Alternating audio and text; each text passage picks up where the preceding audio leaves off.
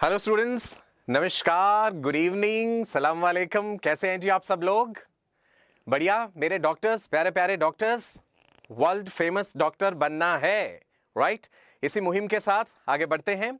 सो myself doctor Sachin Kapoor, और जो topic आज हम डिस्कस करने जा रहे हैं that is reproduction in organisms, जो कि क्लास 12th के सिलेबस का सबसे पहला चैप्टर है, राइट जी? तो बिना समय वेस्ट करे आगे बढ़ते हैं, लेकिन उससे पहले जो रूटीन बातें हैं हमारी, आपको टेलीग्राम ऐप डाउनलोड करनी है। डाउनलोड करना क्यों जरूरी है? ताकि आप डायरेक्टली हम लोगों से इंटरेक्ट कर सकें और इंपॉर्टेंट नोटिफिकेशंस, मैसेजेस आपको भेजे जा सकें, राइट? ऐप डाउनलोड करने के बाद जब आपने ऐप इंस्टॉल कर लिया है, नेक्स्ट आपको क्या करना है? You have to go for the subscription. कहां पे? प्लस में।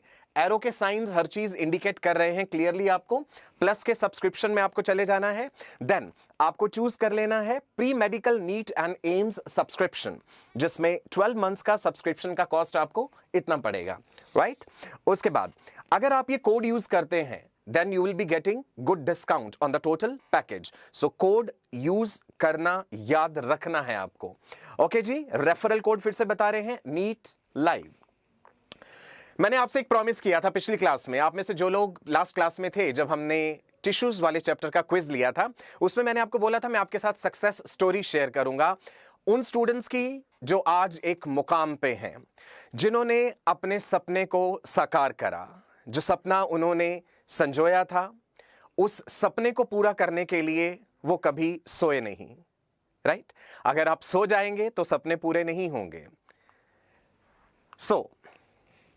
देखिए, here comes doctor Savinay Kapoor, AIIMS Delhi. सविनय के बारे में कुछ क्रेडेंशियल्स आपको बताना चाहूंगा इनके। सविनय की स्कूलिंग हुई डीपीएस आरकेपुरम दिल्ली से। डीपीएस आरकेपुरम आप लोग जानते होंगे, one of the most prestigious schools in Asia. ध्यान से देखिए जो हमने सेकेंड लाइन में लिखा है, this will shock you, this will motivate you also. इस मुकाम तक पहुंचना है आपको। AIIMS all India rank 1, AIPMT all India rank 1। अब नीट है, पहले एआईपीएमटी हुआ करता था, राइट? डीपीएमटी, दिल्ली पीएमटी अलग से एक एग्जाम होता था, जैसे अलग अलग स्टेट्स के होते थे। सो दिल्ली पीएमटी एरिया रैंक 1 एक मिरेकल था। ये सब लोगों को हैरान कर देने वाली बात थी कि एक स्टूडेंट तीनों एग्जामिनेशंस में रैंक 1। सविनय ने आईआईटी भी क्लियर किया, एआईट्रिपल तब एआईट्रिपल का एग्जाम होता था। सविनय का सिलेक्शन आईआईटी दिल्ली में भी हुआ, but he finally decided to choose जो आप सबका टारगेट है, AIIMS Delhi, one of the most prestigious institutes, AIIMS Delhi. Savinay ने अपना ग्रेजुएशन एमबीबीएस करा एम्स दिल्ली से। ईयर है 2007 टू 2012। एमडी रेडियोलॉजी, नाम ही काफी है अपना। आप में से जो लोग मेडिकल साइंस के बहुत ज्यादा दिलचस्पी रखते हैं वो जानते होंगे रेडियोलॉजी में सीट लेना कितना ज्यादा मुश्किल है। एमडी रेडियोलॉजी पीजीआई चंडीगढ़ से करा सविनय ने 2013 टू 2015 में। Senior resident AIIMS new Delhi 2016 to 18 and currently Savinay is a fellow gastrointestinal radiology AIIMS Delhi. है ना मजेदार बात? दिल करता है ना कि इसी मुकाम तक पहुंचना है। मेहनत इतनी खामोशी से करो कि सफलता शोर मचा दे। सो आप देख सकते हैं किस हद तक मेहनत करी होगी इस बच्चे ने जो आज इस मुकाम पे है। आप गूगल में इनका नाम डालिएगा, आपको सारी स्टोरी पता चल जाएगी। सो मैं चाहता हूं नेक्स्ट ईयर आप में से ही स्टूडेंट्स होंगे जिनकी फोटोग्राफ यहां पे होगी अनअकैडमी के इस प्लेटफॉर्म पे, और हम आप लोगों के बारे में डिस्कस कर रहे होंगे। सो इस मुकाम तक पहुंचने के लिए क्या चाहिए? शिद्दत, मेहनत, trust in the faculty members. सविनय जब बायोलॉजी पढ़ता था मुझसे, उसे एक विश्वास था, एक ट्रस्ट था अपने टीचर्स पे कि जो बातें सर ने कही हैं बस वही, उसके बियॉन्ड कहीं नहीं जाना है। एक डेफिनेट टाइम टेबल फॉलो करके रखा, अपनी हेल्थ का ध्यान रखा, डाइट का ध्यान रखा, हेल्थ का, हर चीज का ध्यान रखा ताकि पढ़ाई में भी अच्छे से मन लगाया जा सके। याद रखिए, there is no shortcut to success. सफलता के लिए सीढ़ियां लेनी पड़ती हैं, सफलता के लिए एलिवेटर्स नहीं होते। जिंदगी में शॉर्टकट नहीं चलते हैं, आपको सीढ़ियां ही लेनी पड़ेंगी और पूरी शिद्दत के साथ लेनी पड़ेंगी। कौन कौन लोग जुड़ चुके हैं जी मेरे साथ इस समय? We have doctor Tejashri, we have doctor Deepanshu, doctor Kuldeep, doctor Rekha Gupta. Well, some of you are saying that is he your son? चलिए अगली क्लास में डिस्कस करते हैं इस बात को, right? Doctor Savinay Kapoor. Well, next slide. चलिए डॉक्टर्स, हमारा चैप्टर है जी रिप्रोडक्शन इन ऑर्गेनिजम्स। बड़ी प्यारी सी स्लाइड हमने आपके लिए बनाई है, आप देख सकते हैं यहां पे क्या प्रोसेस हो रहा है। वेल, रिप्रोडक्शन की दो मेन स्ट्रेटजीज हैं। कौन कौन सी हैं दो strategies? Asexual reproduction and sexual reproduction. Reproduction है क्या बेटा? Reproduction is the ability to procreate, जीवन का निर्माण, अपने जैसे और जीव बनाना। Reproduction distinguishes living from non living. Reproduction living को नॉन लिविंग से अलग करता है, but it is not the defining feature of life. ये बात ध्यान रखनी है, राइट? मैं फिर से एक बार देखता हूं कौन कौन जुड़ चुका है जी हमारे साथ। डॉक्टर अदीब खान है, doctor Ananya Mishra, right? Okay जी, देखते हैं। मैंने आपसे बोला that reproduction is not the defining feature of life. Reproduction life का डिफाइनिंग फीचर नहीं है। मैं चाहूंगा कि एक बार आप ये बात नोट कर लीजिए। ओके, रिप्रोडक्शन की दो मेन स्ट्रेटजीज हैं। कौन कौन सी? Asexual reproduction and sexual reproduction. आपके हार्ट्स मुझे मिल रहे हैं बार बार। मैं चाहता हूं कि आपके क्वेश्चंस, आपकी क्यूरियोसिटीज, आपकी परेशानियां, आपकी समस्याएं जो भी हैं, आप वो भी मेरे साथ शेयर करें। We are here on this platform आपके साथ हर तरह से सहयोग देने के लिए, राइट गाइस? ओके, सो जो सेंटेंस मैंने कहा था कि आपको ध्यान रखना है that reproduction is not the defining feature of life. Let me call someone from the technical department. Okay. थोड़ी सी मदद चाहूंगा जी आपकी। तब तक आप बेटा नोट कर सकते हैं जो बात मैंने बोली है। Reproduction is not the defining feature of life, it distinguishes living from non living. Okay जी। एसेक्सुअल और सेक्सुअल रिप्रोडक्शन के कुछ डिफरेंसेस हैं जो अभी हम डिस्कस करेंगे। एसेक्सुअल रिप्रोडक्शन यूनिपेरेंटल है और सेक्सुअल रिप्रोडक्शन बाइपेरेंटल है। Asexual is uniparental and sexual is biparental. Asexual reproduction में there is no meiosis, there is no fertilization. Asexual में मैंने क्या बोला? There is no meiosis, there is no fertilization. Differences की बात आपके सामने है, स्लाइड देखते हैं। यहां पे पहले सेक्सुअल लिखा हुआ है, कंफ्यूज मत हो जाइएगा, एसेक्सुअल इधर है। So asexual reproduction is found in lower animals and plants, fungi, protozoans and bacteria. Sexual reproduction is found in almost all the animals. हम इस बात का भी कारण समझेंगे कि नेचर ने सेक्सुअल रिप्रोडक्शन को क्यों सिलेक्ट करा। कोई तो वजह रही होगी कि सेक्सुअल रिप्रोडक्शन एक बेहतर स्ट्रेटेजी माना जाता है। क्या आप मुझे बता सकते हैं ऐसा क्यों है? What is the advantage of sexual reproduction? जल्दी से मैं आपके कमेंट्स की तरफ जा रहा हूं। वी हैव ओके जी, रिया ने नाम रख दिया अपना, डॉक्टर रिया, फ्यूचर डॉक्टर रिया।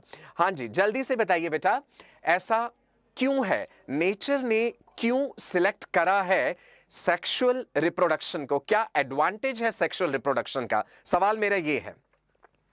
आप में से कुछ लोग पूछ रहे हैं is fetus parasite to mother? ठीक है, आज मैं इसका जवाब भी बताऊंगा। Fetus is not a parasite to mother. उसके कई कारण हैं, वो हम पढ़ेंगे पैरासिटिज्म के। ओके जी। वेल, सवाल ये था कि सेक्सुअल रिप्रोडक्शन बेहतर स्ट्रेटजी क्यों है? Sexual reproduction is a better strategy because it results in variations. यहां पे लिख रहा हूं जी मैं एक टर्म, ये आपको अच्छे से याद रखना है।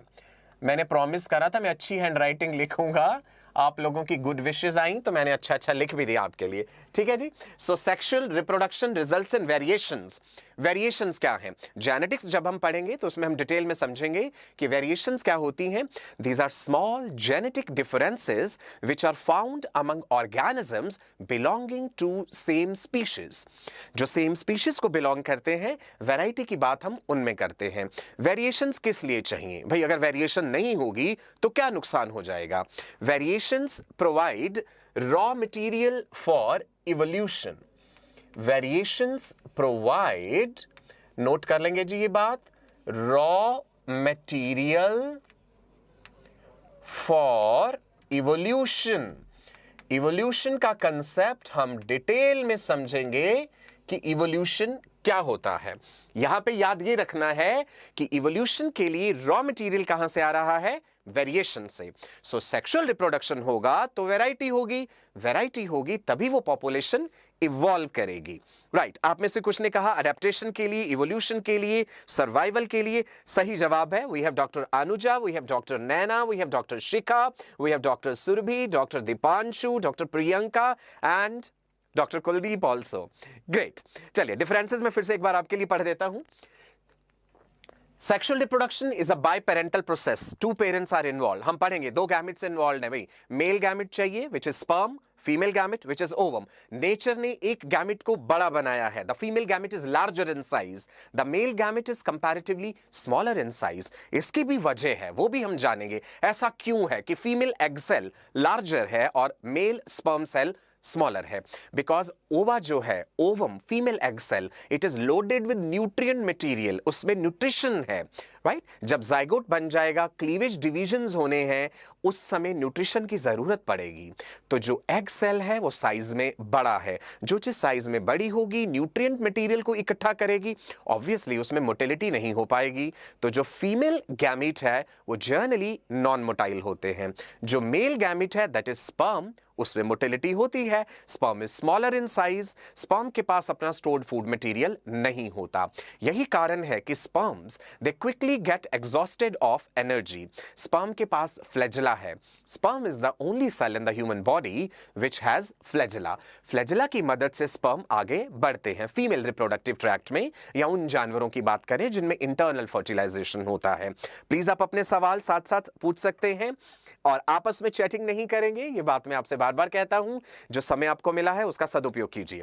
Well, next point, male and female gametes are formed. Sexual reproduction में गैमीट्स बनते हैं, एसेक्सुअल में the gametes are not formed. Germ cells act as reproductive units. Germinal cells क्या हैं? हम पढ़ेंगे प्राइमरी सेक्स ऑर्गन्स मेल में टेस्टीज हैं, फीमेल में प्राइमरी सेक्स ऑर्गन ओवरीज हैं, उनके अंदर जर्म सेल्स होते हैं। मेल जर्म सेल्स को क्या बोलते हैं? स्पर्मेटोगोनिया। फीमेल जर्म सेल्स को ऊगोनिया। यही जर्म सेल्स जो फीमेल में ऊगोनिया फीमेल गैमिट ओवा बनाते हैं, मेल में स्पर्मेटोगोनिया स्पर्म बनाते हैं। Fertilization of male and female gamete occur in order to obtain the zygote. No fertilization occurs in asexual reproduction. Okay? आगे देखते हैं next points. During meiosis, haploid gametes are produced from diploid germ cells. ये बात हो रही है sexual reproduction की. Chromosomes are diploid throughout the process. यहाँ पे meiotic division नहीं हो रहा. Meiosis, syngamy and conjugation are involved in sexual reproduction. Meiosis cell division का एक प्रकार है जो germ cells में होता है, वो हम पढ़ेंगे आगे. Budding, vegetative propagation, fragmentation, spore formation are types of asexual reproduction. Genetic variation among offspring allows the evolution to proceed. वही बात जो कुछ समय पहले हमने डिस्कस करी. Sexual reproduction results in variations. Variations provide raw material for evolution. इसका मतलब है जो जानवर asexually reproduce करते हैं उनमें variations नहीं होते. उनमें वेरिएशन का केवल एक ही सोर्स हो जाता है बेटा, दैट इज म्यूटेशन. म्यूटेशन आप जेनेटिक्स की क्लासेस में पढ़ेंगे आगे. राइट, नेक्स्ट पॉइंट देखते हैं. Produces their offsprings less rapidly. Sexual reproduction में यहां पे produces offsprings very rapidly. Prominent male and female reproductive organs are required. The reproductive organs are not required in case of asexual. चलिए समय का ध्यान रखते हुए आगे बढ़ते हैं. Types of asexual reproduction. आपके सामने अलग अलग टाइप्स लिखे हुए हैं एसेक्सुअल रिप्रोडक्शन के। कोई क्वेश्चन है आपकी तरफ से, मोस्ट वेलकम। आप में से डॉक्टर वर्षा ने पूछा है स्पर्मेटोगोनिया क्या होता है। बेटा स्पर्मेटोगोनिया टेस्टिस के अंदर जर्मिनल सेल्स हैं जो कि स्पर्म बनाते हैं। हम पढ़ेंगे स्पर्मेटोगोनिया में स्पर्मेटोजेनेसिस होता है। Spermatogenesis is the process of formation of male gamete. Is it clear जी? Right, good, okay. आगे बढ़ते हैं जी। 311 people watching, that's really nice. मैं चाहूंगा और लोगों को भी ये लिंक शेयर कीजिए बेटा, ताकि उन लोगों का भी फायदा हो सके। ये मुहिम जो हमने चलाई है ये सबके लिए है। आप इस एनर्जी को स्प्रेड करते जाइए और आप डिफरेंस देखिए। चंद दिनों में ही आपको ये डिफरेंस नजर आने लगेगा कि आपने कुछ पॉजिटिव करा। The energy goes to the universe, it comes back to you, it will be definitely positive. Her class में ये बात रिपीट करता हूं आपके लिए, हर क्लास में आपको डॉक्टर कह रहा हूं और डॉक्टर बना करके ही छोड़ना है मैंने। Not only doctor, a world famous doctor. अगली बार मुझे आपकी तस्वीर चाहिए स्लाइड पे, जो मैंने आज डॉक्टर सविने के बारे में कहा है। आई वॉन्ट की वही बातें अगली बार मैं आप लोगों के लिए बोल रहा हूं, और एक कॉन्फिडेंस के साथ, एक प्राउड के साथ बोल रहा हूं कि इन स्टूडेंट्स ने हम लोगों की कही हुई बातें फॉलो करी, उस मार्ग पे आप लोग चले जो हम आपको दिखा रहे हैं, और आप अपने उस सपने को साकार कर पाए। Right, so please keep sharing this video and keep liking it. आपके कमेंट्स आते रहने चाहिए, राइट, और आपके कमेंट्स पे मैं हमेशा जवाब देता हूं। जो लोग आप में से एक्टिव हैं, आप जानते होंगे मैंने आपके एक एक कमेंट को सीरियसली रीड करके उस पर रिप्लाई करा है, टेलीग्राम पे भी एंड यूट्यूब वीडियो पे भी। राइट जी, चलिए आगे बढ़ते हैं। टाइप्स ऑफ एसेक्सुअल रिप्रोडक्शन की बात कर रहे थे, जिसमें फिजन है, बडिंग है, फ्रेगमेंटेशन है, रीजेनरेशन एंड स्पोरुलेशन। फिशन की बात करते हैं पहले। फिशन में क्या है, आपने एमीबा के केस में जैसे पढ़ा होगा, there is one parent organism which divides into two daughter organisms. Fission कई तरह का हो सकता है। There can be binary fission, there can be multiple fission, there can be plasmotomy. अलग अलग टाइप्स हम डिटेल में स्टडी करेंगे। मैंने ब्रीफली आपको क्या कहा, फिशन कई तरह का हो सकता है। जैसे सबसे पहले हम देखते हैं, there are organisms which show binary fission, जिसमें पेरेंट ऑर्गेनिज्म दो डॉटर सेल्स में डिवाइड कर जाता है। जो प्लेन ऑफ डिवीजन है वो अलग अलग तरह का हो सकता है। कुछ जानवरों में इर्रेगुलर हो सकता है, जैसे कि हम अमीबा की बात करते हैं, इर्रेगुलर बाइनरी फिजन। राइट, सो इसके जो टाइप्स हैं मैं ब्रीफली आपके लिए लिख रहा हूं, लिख इसलिए रहा हूं ताकि होपफुली आप भी साथ साथ इसे नोट कर लें। इर्रेगुलर बाइनरी फिजन, एग्जाम्पल मैंने आपको क्या बताया, amoeba. There can be transverse binary fission, transverse binary fission, example is paramecium, oscillated protozoan. There can be longitudinal binary fission, जहां पे plane of division longitudinal है।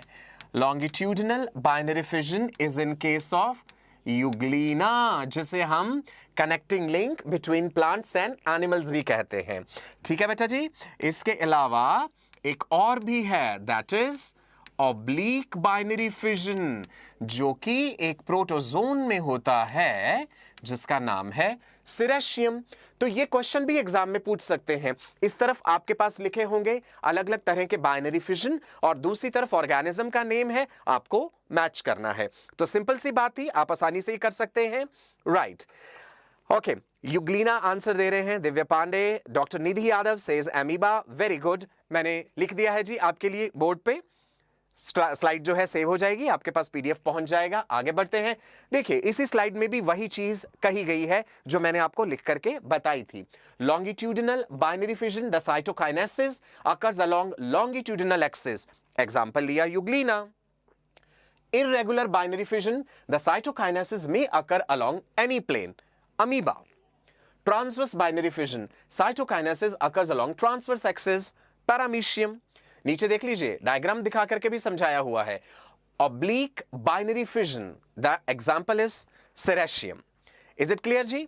फिगर भी आप साथ में देख पा रहे हैं, एमीबा का दिखाया गया है, यूग्लिना का दिखाया गया है, और आपके पास सीरेशियम के लिए भी है। क्लियर बेटा जी? एक क्वेश्चन ये फ्रेम हो सकता है इस चैप्टर में से, बिल्कुल सिंपल, जो आप आसानी से समझ सकते हैं। वेल, सरफराज अंसारी, हेलो जी डॉक्टर साहब, कैसे हैं आप? Doctor Dilawar Hussain, great. चलिए आगे बढ़ रहा हूं बेटा जी। बाइनरी फिशन इन अमीबा, बिल्कुल सिंपल प्रोसेस, आप देखिए स्लाइड में आपके सामने है। This is parent amoeba, there is elongation of the nucleus, एक ग्रूव डेवलप होता है पेरिफेरल रीजन में, न्यूक्लियस दो भागों में बट जाता है, division of nucleus and cytoplasm, two daughter cells आपके सामने हैं। अब इसमें देखिए पेरेंट ऑर्गेनिज्म की कोई डेथ नहीं हुई। See the beauty of this type of reproduction is कि पेरेंट इंडिविजुअल का अब कोई एग्जिस्टेंस ही नहीं बचा, आप डेथ भी नहीं कह सकते क्योंकि कोई डेड बॉडी तो नहीं बची ना यहां पे। नेक्स्ट देखते हैं जी, मल्टीपल फिशन इन एमीबा। एमीबा के केस में फिशन का एक और प्रकार भी होता है, that is multiple fission. Multiple fission में आप देख सकते हैं क्या हो रहा है, दिस इज पेरेंट एमीबा, ये अनफेवरेबल कंडीशंस में अपने चारों तरफ एक सिस्ट बना लेता है, एक प्रोटेक्टिव सिस्ट बन जाता है चारों तरफ, राइट। न्यूक्लियस जो है वो डिवाइड करता है, सिस्ट ब्रेक होता है, and then the daughter amoebae are released. Is it clear? This is happening when? Generally during the unfavorable conditions. मैं लिख देता हूं ये बात, during unfavorable conditions, ये बात हम याद रखेंगे। आगे हम स्पॉन्जेस में भी कई मेथड्स ऐसे देखेंगे जो अनफेवरेबल कंडीशंस में होते हैं। ठीक है बेटा जी, अगर आपसे मल्टीपल फिशन की एग्जांपल पूछी जाए, एक तो आप अमीबा देंगे, क्या आप मुझे कोई दूसरा एग्जांपल दे सकते हैं मल्टीपल फिशन का? कम ऑन क्विकली, जल्दी से समझते हैं। ओके, जल्दी से बताइए, any other example in which you find multiple fission? आपको एक हिंट दे देता हूं मैं इस चीज का। Okay, there are 332 people which are watching live now. That's great. Please keep spreading the video, keep liking it. आपके कमेंट्स आते रहने चाहिए, वो हमारे लिए एक मोटिवेशन होती है, एक जज्बा बढ़ता है अगली बार और ज्यादा एनर्जी के साथ पढ़ाने का। सो मुझे एग्जांपल दीजिए जल्दी से मल्टीपल फिशन का। अभी तक जवाब नहीं आया जी। Okay, Dr. Anand Sharma says plasmodium. Dr. P. Kumar, plasmodium. Very good. Dr. Rishikesh, Dr. Amreen. N number of students have given the right answer. I am very happy. चलिए next slide में आपको दिखाता हूं multiple fission इन Plasmodium. Plasmodium क्या है? एक sporozoan है, protozoa में हम पढ़ेंगे। आपके क्लास 12th के सिलेबस में ही आगे एक चैप्टर है ह्यूमन हेल्थ एंड डिजीज, जिसमें हम प्लाज्मोडियम का लाइफ साइकिल पढ़ेंगे। प्लाज्मोडियम क्या कॉज करता है? It causes malaria. Plasmodium causes malaria. Plasmodium की इन्फेक्टिव स्टेज होती है स्पोरोजॉइट, ये भी आप ध्यान रखिएगा। शाइजोन स्टेज जो होता है उसमें शाइजोगोनी होती है और मीरोजॉइट्स बनते हैं, जो कि एक तरह का मल्टीपल फिशन है। ऐसा ही जो ऊसिस्ट स्टेज होती है इसकी, ऊसिस्ट में स्पोरोगोनी होती है तो स्पोरोजॉइट्स बनते हैं। मैं आपको क्या बता रहा हूं? प्लाज्मोडियम की इन्फेक्टिव स्टेज, क्या नाम बोला मैंने? बताइए जल्दी से। प्लाज्मोडियम की इन्फेक्टिव स्टेज, कम ऑन, देखते हैं कौन जल्दी से बताता है। The infective stage of Plasmodium, doctor Deepanshu, आपने दिल जीत लिया मेरा, बिल्कुल सही जवाब। ये नाम मुझे बार बार स्क्रीन पे नजर आ रहा है, और नाम भी आने चाहिए जो सही जवाब दें। डॉक्टर राग्या से signet ring, no signet ring is not the right answer. Sporozoite हमने सही, Kuldeep is also there, says malaria, yes plasmodium causes malaria, वो आपने सही बात बोली है। Doctor Anjali Bansal says sporozoite, Riya also says great. So मैं यहां पे लिख रहा हूं इन्फेक्टिव स्टेज ऑफ प्लाज्मोडियम, जो कि क्वेश्चन पूछा जा सकता है, दैट इज स्पोरोजॉइट। राइट जी, तो आप देख सकते हैं न्यूक्लियस है, many daughter cells are produced by the multiple fission and then it ruptures, releases the sporozoites. Okay जी, आगे बढ़ते हैं। एक और तरीका हमारे पास एसेक्सुअल रिप्रोडक्शन का, दैट इज प्लाज्मोटोमी। प्लाज्मोटोमी की बहुत ज्यादा एग्जांपल्स नहीं मिलती हैं हमें, पढ़ते हैं प्लाज्मोटोमी क्या होता है जी। प्लाज्मोटोमी है a special type of fission, ये एक तरह का फिशन ही है, in which a multinucleated organism divides. The multinucleated protozoan divides into two or more multinucleated daughter individuals. It happens in case of Pelomyxa, it happens in case of Opelina also. एक multinucleated organism divide कर जाता है और organism बन जाते हैं, फिर उनका nucleus divide करता है original number को retain करने के लिए. So that is plasmotomy. Right guys? Okay. Asexual reproduction में सबसे पहले हमने समझा अबाउट फिशन। फिशन के अलग अलग टाइप्स हमने समझ लिए। अब एसेक्सुअल का ही नेक्स्ट तरीका आ जाता है बडिंग। बडिंग कई प्रकार का होता है। बडिंग का एक एग्जांपल आपको यहां पे यीस्ट में दिख रहा है। यीस्ट के केस में क्या होता है, a bud begins to form on a parent cell. एक छोटा बड डेवलप होता है, उसके बाद nucleus copies and divides, the bud receives a copy. Nucleus divide हुआ और उसका एक कॉपी इस बड में चला गया। Bud now becomes a separate daughter cell. अब ये बड अलग एक सेपरेट डॉटर सेल बन जाता है। Budding produces chain of cells. Continuous budding होकर के चेन ऑफ सेल्स हो सकता है। टोरुला स्टेज भी कह देते हैं इसे, टोरुलेशन भी बोल देते हैं, राइट? ओके, बडिंग सिर्फ यीस्ट में नहीं है। अब आप ये पिक्चर देखिए, ये ऑर्गेनिज्म जाना पहचाना आपका, दैट इज हाइड्रा। हाइड्रा का फाइलम सीलेंट्रेटा और निडेरिया। सो बडिंग हाइड्रा के केस में एक्सटर्नल है या एक्सोजीनियस है। आप इस डायग्राम में देख पा रहे हैं, पेरेंट बॉडी है हाइड्रा का, यहां पे एक यंग बड डेवलप हुआ है। ध्यान रखिएगा, पेरेंट बॉडी पे एक से ज्यादा बड्स भी डेवलप हो सकते हैं। When plenty of nutrient food material is available, then hydra shows budding. So hydra के केस में बडिंग का जो प्रकार है, मैं यहां पे लिख रहा हूं कि बडिंग हम दो तरह का कह रहे हैं। वन इज एक्सटर्नल बडिंग और exogenous budding, which you can see in case of hydra. इसके अलावा आप नीचे भी ये जानवर पहचान सकते हैं। ये क्या ऑर्गेनिज्म बनाया हुआ है? Can you tell me the phylum to which this organism belongs? Hydra का फाइलम तो मैंने आपको बता दिया। अब मुझे बताइए, ये जो मैंने नीचे ऑर्गेनिज्म बनाया है, इसका फाइलम बताइए मुझे जल्दी से। 323 पीपल वॉचिंग। आप लोग शेयर नहीं कर रहे हैं अपने फ्रेंड्स के साथ, राइट? आपको शेयर करना है साथ के साथ। चलिए बताइए मुझे। आपने कहा स्पॉन्ज, बिल्कुल सही कहा। स्पॉन्ज का फाइलम भी तो बताइए मुझे। Tell me the phylum of the sponge. आप में से डॉक्टर संजना राजपूत कह रही हैं फ्रेश वाटर साइकॉन। ओके, वैसे चेक कीजिएगा क्या साइकॉन फ्रेश वाटर में होता है। Majority of the sponges are found in marine water.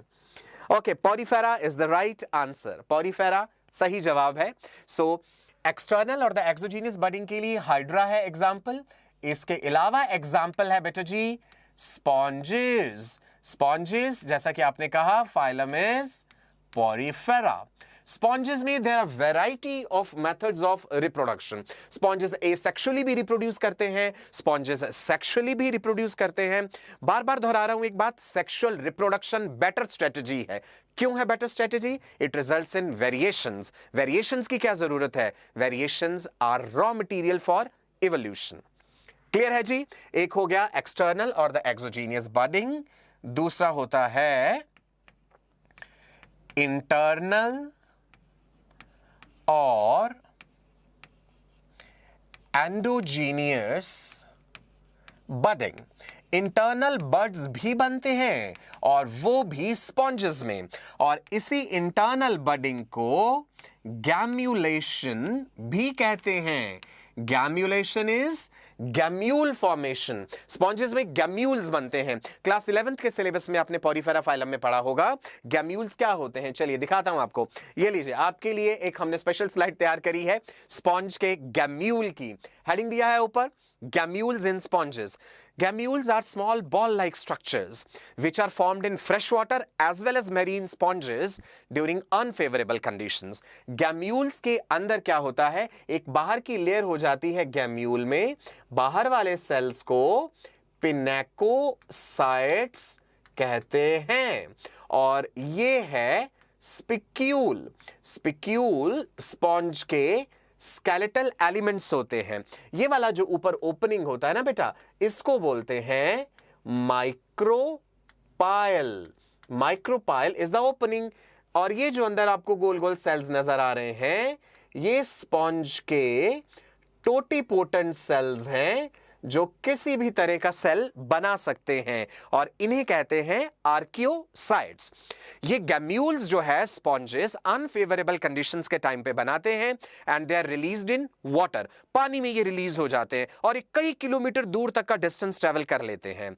When favourable conditions return, ये गैम्यूल्स बीज की तरह या सीड की तरह गिरते हैं और फिर इनसे नया स्पॉन्ज बन जाता है। So gemmules they help in spreading of the sponge colony. आप जानते हैं स्पॉन्जेस सेसाइल होते हैं, सेडेंटरी, वो चल फिर नहीं सकते हैं। अगर कोई जानवर सेसाइल है, सबस्ट्रेटम के साथ जुड़ा है, चल फिर नहीं सकता, तो आप खुद ही सोचिए ना, अगर वो वहीं पड़े पड़े रिप्रोड्यूस करता रहेगा तो ओवरक्राउडिंग हो जाएगी, जगह कितनी कम पड़ जाएगी उसकी फर्दर ग्रोथ के लिए। तो गैम्यूल्स जो हैं दे help in spreading of the sponge colony. ये बात भी आप नोट कर लेंगे और वीडियो साथ साथ शेयर करेंगे। मैं बार बार नहीं बोलूंगा, फिर आप लोग कहते हैं कि सर बार बार हमें यही बात बोलते हैं, पढ़ाते नहीं हैं। But I try to utilise each and every second of the lecture, क्योंकि आपका समय बहुत कीमती है। I can understand you people are in class 12th, board exams की भी टेंशन है, थोड़े समय बाद ही आपको स्कूल की तरफ से प्री बोर्ड्स, प्री बोर्ड्स, वो सारी टेंशन शुरू हो जाएंगी। तो हमें क्लास 12th का सिलेबस बहुत जल्दी और समय पे खत्म करना है, ताकि बचे हुए टाइम में हम क्लास 11th के लेक्चर्स भी रिवाइज कर सकें। और इस तरह से करना है कि बोर्ड एग्जाम्स में भी आप अच्छे मार्क्स लाएं और साथ के साथ नीट, एम्स एंड जिपमेर भी क्रैक करें। Right guys? ओके, सो मैंने कहा that gemmules they are doing what? Gemmules help in dispersal of sponge colony. आपने मेरी राइटिंग की तारीफ नहीं करी, आपके कहने पे सुधारी है मैंने writing. This help in dispersal of sponge colony, right जी, बिकॉज स्पॉन्जेस सेसाइल होते हैं, अगर गैम्यूल फॉर्मेशन नहीं होता उनमें तो ओवरक्राउडिंग हो जाती। राइट गाइस, आगे बढ़ सकते हैं, इजाजत है आपकी? ओके जी, एक और तरीका एसेक्सुअल रिप्रोडक्शन का, दैट इज स्ट्रोबाइलेशन। स्ट्रोबाइलेशन हमने यहां पे एक पर्टिकुलर एनिमल का लाइफ साइकिल दिखाया है। आप में से कितने लोग इसे पहचान के मुझे बता सकते हैं कि ये मैंने कौन से ऑर्गेनिज्म का लाइफ साइकिल दिखाया है, ये क्या क्या स्टेजेस दिखाई गई हैं यहां पे, ये कौन सा लार्वा है? वैसे आपके लिए क्लू दिया भी हुआ है ऊपर, इट इज स्काइफिस्टोमा लार्वा। अब आपको मुझे बताना है कि किस एनिमल का लाइफ साइकिल है ये। हाँ जी, बोलिए जल्दी से। Dr. Vani Singh is saying awesome handwriting. Thank you so much. Love you all. Wonderful.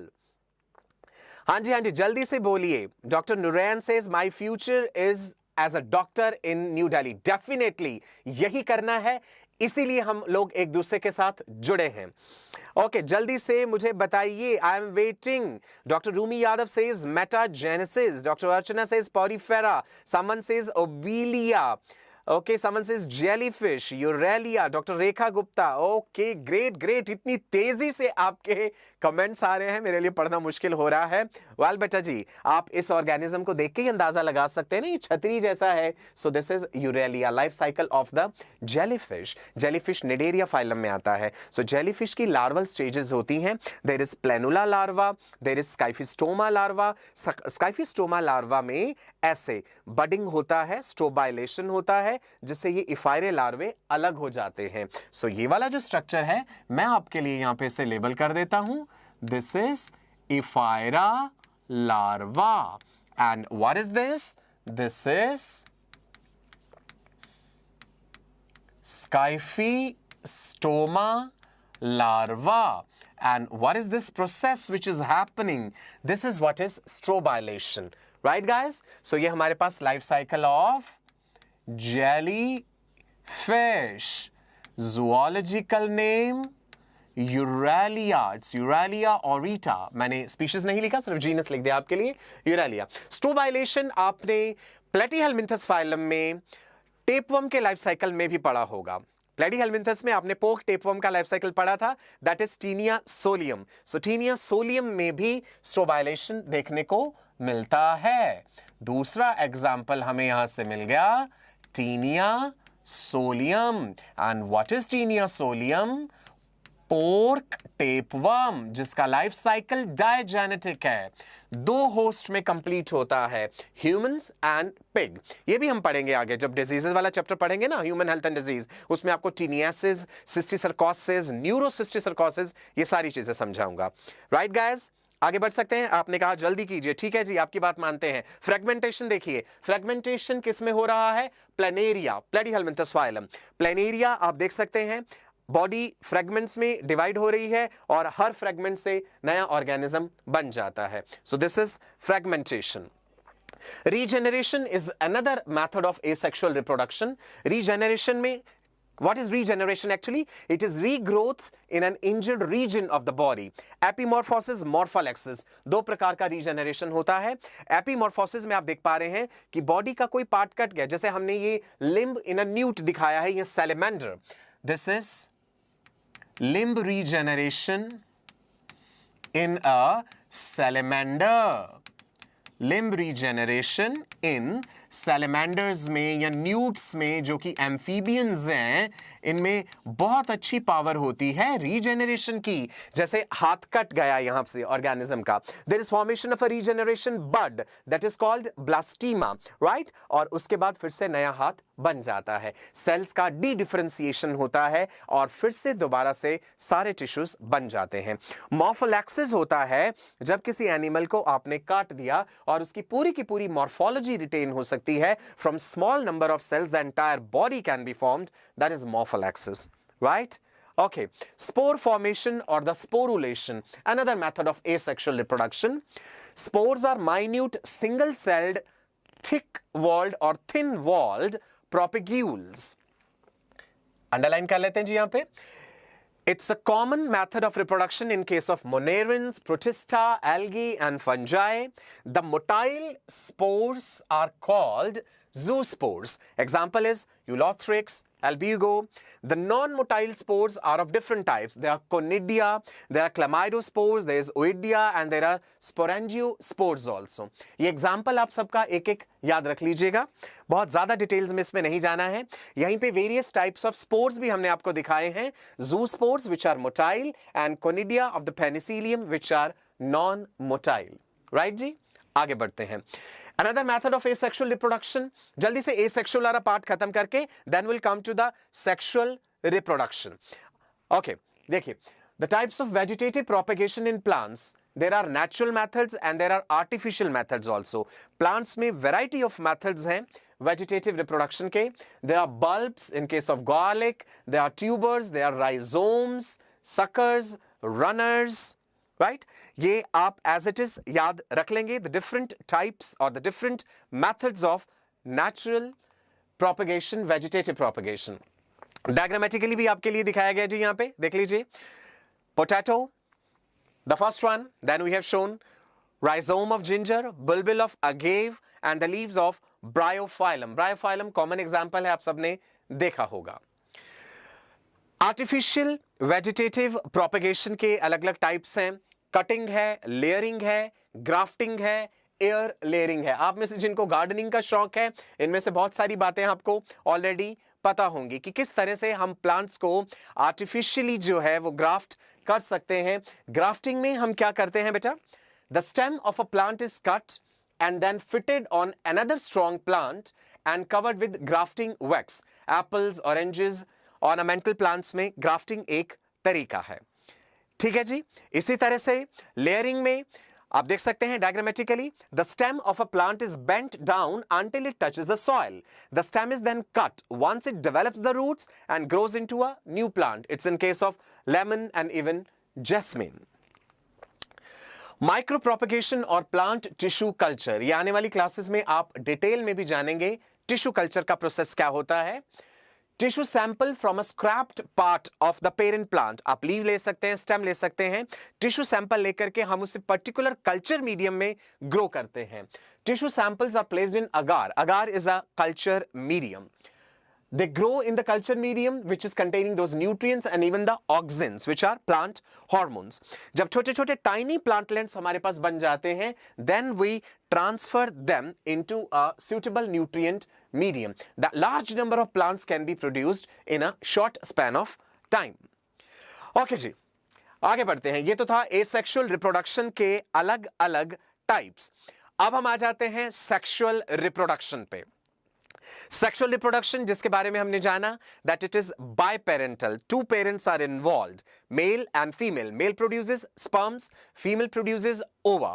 Sexual reproduction में क्या क्या events हैं? Fertilization से पहले क्या हो रहा है? Fertilization क्या है? और fertilization के बाद क्या क्या होना है? ये सारी चीजें हम जानेंगे इसमें. Pre-fertilization event में there is gametogenesis. गैमेटोजेनेसिस क्या होता है? गैमीट्स का बनना। What are gametes? Sex cells. Gametes क्या है? Sex cells. सो गैमेटोजेनेसिस क्या है बेटा जी? यहां पे लिख रहे हैं हम इसके आगे, this is formation of gametes, male gametes sperms, female gamete ova. Second is the gamete transfer. Gametes बन गए, अब वो फीमेल तक पहुंचने भी तो चाहिए। कई जानवर ऐसे होते हैं जिनमें एक्सटर्नल फर्टिलाइजेशन है विच अकर्स इन वाटर, और कई जानवर ऐसे हैं जिनमें इंटरनल फर्टिलाइजेशन है which occurs inside the body of the organism. अगर हम लोअर एनिमल्स की बात करें, जैसे अगर आप स्पॉन्जेस की बात करें, हम स्पॉन्जेस में भी तो इंटरनल फर्टिलाइजेशन होता है ना, लेकिन स्पॉन्जेस में कोई ऐसा मेल फीमेल अलग से डिस्टिंग्विश्ड नहीं है, they are hermaphrodite animals. So sperms जो है वो कैनाल सिस्टम के थ्रू एंटर करते हैं और बॉडी वॉल जो होता है स्पॉन्जेस का, मीसेंकाइम, वहां पे फर्टिलाइजेशन होता है। सो गैमिट ट्रांसफर भी हम डिटेल में पढ़ेंगे, किस तरह से गैमिट्स बनते हैं, that is gametogenesis. Gamete word हमने किसके लिए यूज किया? Sex cells, ovum for the female or the egg cell and sperm for the male. Right guys, आपके हार्ट्स आते रहने चाहिए साथ साथ। Gamete transfer, then comes the fertilization, fertilization or the syngamy, gametes का आपस में fusion, that is fertilization, gametic fusion, that is fertilization। Post fertilization events में we have the zygote formation, zygote बन गया which is a single celled diploid structure. देखिए कितनी अजीब बात है, एसेक्सुअल रिप्रोडक्शन में एक सेल डिवाइड होके दो सेल्स बना रहा है, सेक्सुअल में इसका उल्टा हो रहा है, दो सेल्स ओवम और स्पर्म मिल करके एक सेल बना रहे हैं, that is zygote, right. Asexual में एक सेल ने दो बनाए, सेक्सुअल में दो हैप्लॉइड सेल्स ने एक डिप्लॉयड सेल बनाया, that is zygote। Then we'll discuss what is embryogenesis, embryo का बनना, that is embryogenesis, right जी? ये थे प्री फर्टिलाइजेशन इवेंट्स। गैमेटोजेनेसिस आपके सामने दिखाया गया है, oogenesis and spermatogenesis, right? Gametogenesis क्या बोला मैंने? Formation of gametes, male gametes sperms, female gamete ओवा। सो यहां पे फीमेल गैमेटोजेनेसिस आप देख सकते हैं, oogenesis, प्राइमरी oocyte है, उसके बाद हम देखेंगे सेकेंडरी oocyte कैसे बना, पोलर बॉडीज बनते हैं और एक फंक्शनल एग सेल बनता है। ये पूरी प्रोसेस यहां पे बिल्कुल ब्रीफली दिखाई गई है आपको। जैसे ही हम ह्यूमन रिप्रोडक्शन वाले चैप्टर पे पहुंचेंगे, जब हम फीमेल रिप्रोडक्टिव सिस्टम और मेल रिप्रोडक्टिव सिस्टम पढ़ेंगे, तो ये चीजें हम डिटेल में पढ़ेंगे कि oogenesis कब शुरू होता है फीमेल में, जन्म से पहले, और oogenesis कंटिन्यू रहता है तब तक जब तक कि वो सेल फर्टिलाइज ना हो जाए। जानते हैं आप ये बात? फीमेल में गैमिट बनने की प्रोसेस उसके जन्म से पहले ही शुरू हो जाती है, when she is still inside the uterus of her mother. उसी समय उस फीमेल बेबी की ओवरीज में oogenesis शुरू हो जाता है, राइट जी। एक नजर डाल लेते हैं आपके कमेंट्स पे। माय गॉड, हार्ट्स तो आप बहुत ही ज्यादा भेजते हैं, दिल खोल करके भेजते हैं, ग्रेट। ओके जी, doctor Priyanka is there, she is saying yes sir. Mansi Chaudhary, function of the polar body, बेटा पोलर बॉडीज जो हैं वो डीजेनरेट हो जाते हैं, फेगोसाइट्स उन्हें खा जाते हैं, they can not undergo fertilisation. होता क्या है कि यहां पे जो मियोसिस हो रहा है वो अनइक्वल हो जाता है, साइटोप्लाज्मिक डिवीजन, एक बड़ा सेल बन जाता है और तीन छोटे छोटे सेल बनते हैं। क्या आप मुझे इसका कारण बता सकते हैं, ऐसा क्यों है? Why the polar bodies are formed? अगर ये साइटोकाइनेसिस इक्वल होता तो हर बार आप सोचिए एक फीमेल में 4 डॉटर सेल्स ही बनते एक oogonia से, यानी 4 ओवा ही बनते, हर बार उसकी ओवरी से 4 ओवा रिलीज होते, राइट। और उससे क्या कॉम्प्लिकेशंस हो सकती हैं वो आप सोच सकते हैं। क्वेश्चन मेरा ये था, what is the advantage of this equal cytokinesis? Cytoplasm ही तो अनइक्वली डिवाइड हुआ ना, कि एक बड़ा सेल बन गया और 3 छोटे छोटे सेल बन गए, कोई तो इसका फायदा रहा होगा। नेचर ने किसी वजह से तो इस प्रोसेस को आगे बढ़ने दिया होगा, कोई तो मकसद होगा इसका, सोचिएगा उसके बारे में। ओके, आप में से कुछ लोग पूछ रहे हैं differences between ooted and oogonia। Don't worry बेटा, जैसे ही हम oogenesis डिटेल में पढ़ेंगे ये बात आपको बताई जाएगी कि सेकेंडरी oocyte क्या है, ooted क्या है, प्राइमरी oocyte क्या है और ओवम क्या है।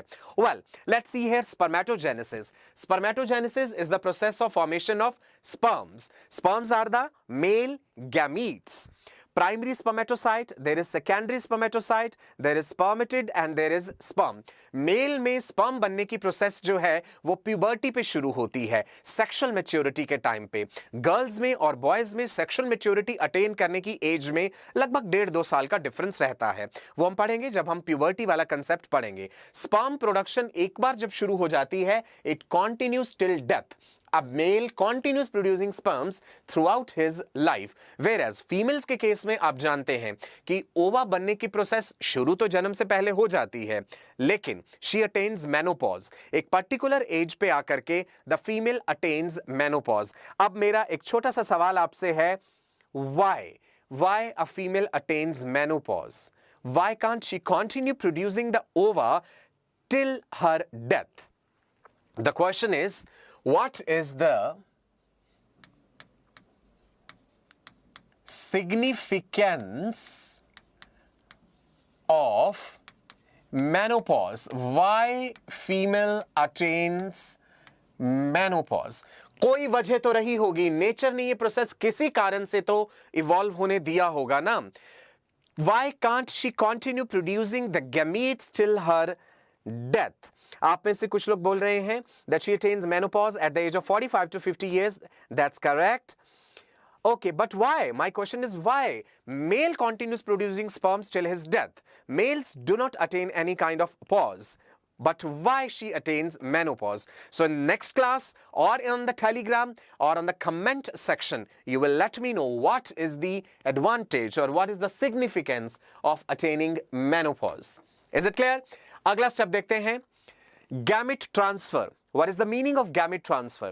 In most of the organisms, male gamete is motile and the female gamete is stationary. मैंने आपको इसकी वजह बताई ना. मेल मोटाइल क्यों है? मेल स्मॉलर गैमेट है, उसे फीमेल गैमेट तक पहुंचना है. अगर वो खुद साइज में बड़ा होगा, न्यूट्रिएंट मटेरियल स्टोर करेगा, तो वो चल नहीं पाएगा. वजन, अगर वेट उसका बढ़ जाएगा तो मोटिलिटी इफेक्ट हो जाएगी.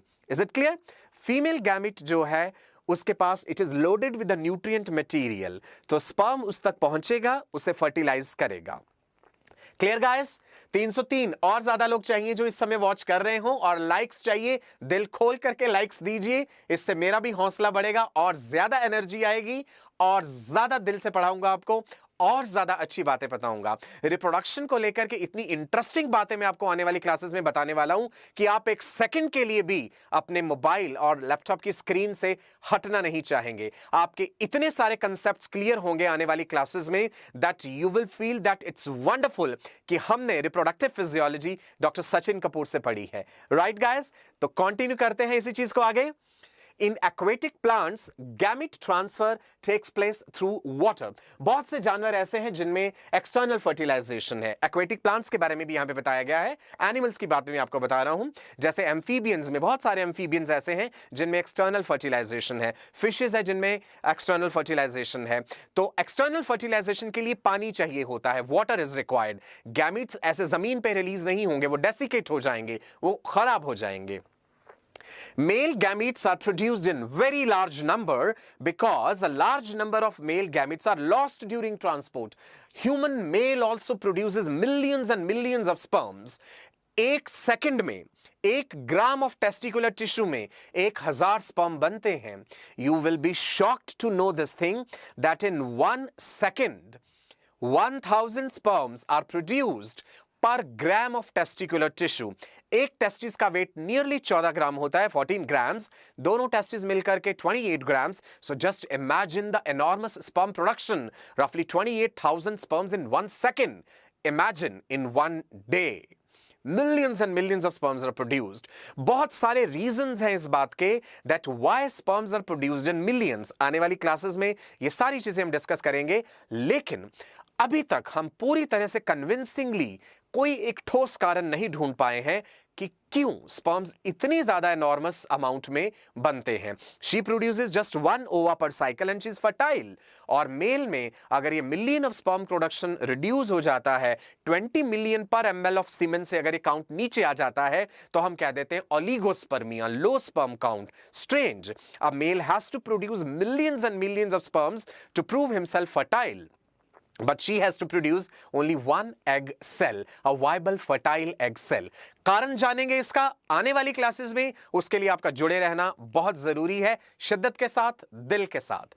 ओके गाइस, नेक्स्ट स्लाइड देखते हैं जी, क्या कह रही है आपको. Fertilisation, right.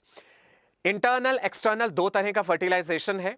एक्सटर्नल फर्टिलाइजेशन तो हो गया जी पानी में, मेल ने स्पर्म रिलीज कर दिए, फीमेल ने ओवा रिलीज कर दिए. चाहे आप एम्फीबियंस की बात कर लें, चाहे आप बोनी फिशेस की बात कर लें, एकाइनोडर्म्स हो गए और लोअर एनिमल्स जिनमें एक्सटर्नल फर्टिलाइजेशन है.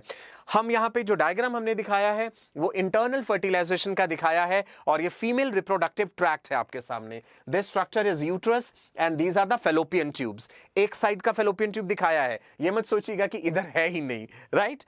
ओवरी से ओवा रिलीज हुआ. याद रखिए, जो ओवरी से रिलीज होता है वो ओवम नहीं होता, वो सेकेंडरी oocyte होता है. उसकी मियोसिस अभी भी कंप्लीट नहीं हुई है. उसकी मियोसिस जब कंप्लीट हो जाती है तब हम उसे ओवम कहते हैं. तो जब वो ओवरी से रिलीज हुआ है, that is secondary oocyte which is arrested in the metaphase 2 stage. आने वाली क्लासेस में ये हम जानेंगे. तो आप देखिए बेटा जी, ओवरी से रिलीज हुआ ये स्ट्रक्चर, ये फेलोपियन ट्यूब के फिम्ब्रिये हैं. Fimbriae are going to collect this released oocyte and this is going to enter into the ampulla region.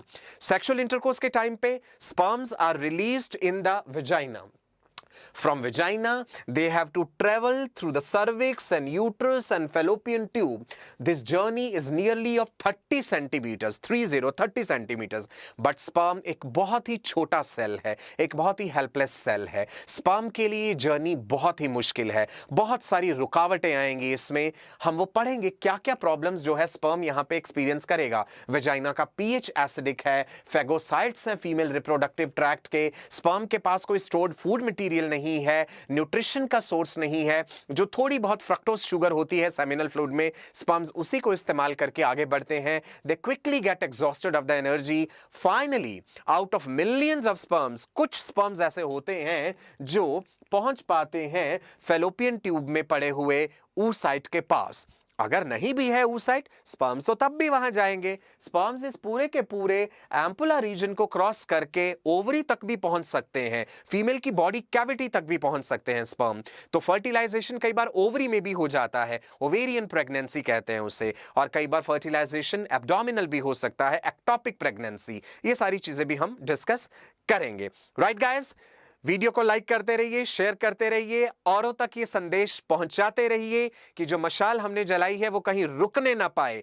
बस वो गांव-गांव तक, घर-घर तक आप पहुंचा दीजिए. पॉजिटिव एनर्जी भेजिए. पॉजिटिव नहीं आएगी तो आप मुझे बोलिएगा कि सर आपने कहा था पॉजिटिविटी होगी पर वो हुई नहीं. I am there to answer that. Right. Fertilization is happening where? In the ampulla of fallopian tube. So fertilization is what? The fusion of the male and the female gamete. ये एक elaborate process है, इसमें बहुत सारे steps involved हैं. ठीक है, इसको हम पढ़ेंगे आगे. चलिए, एक्सटर्नल इंटरनल फर्टिलाइजेशन के मैंने आपको टाइप्स पहले ही बता दिए दोनों. ये this takes place outside the female body where the female lays her eggs in water and the male sheds his sperm over them. Internal fertilisation is occurring inside the body of the organism. Right guys. Post fertilization events में we have zygote. We'll discuss embryogenesis. The process of development of embryo from the zygote is embryogenesis, embryo का बनना. Zygote में cleavage divisions होंगे. Cleavage division को भी हम step by step पढ़ेंगे. कैसे पहला क्लीवेज डिवीजन हो रहा है फेलोपियन ट्यूब में 30 आवर्स आफ्टर फर्टिलाइजेशन, फिर 10 hours after the first second cleavage division होता है, 4 डॉटर सेल्स बन जाते हैं.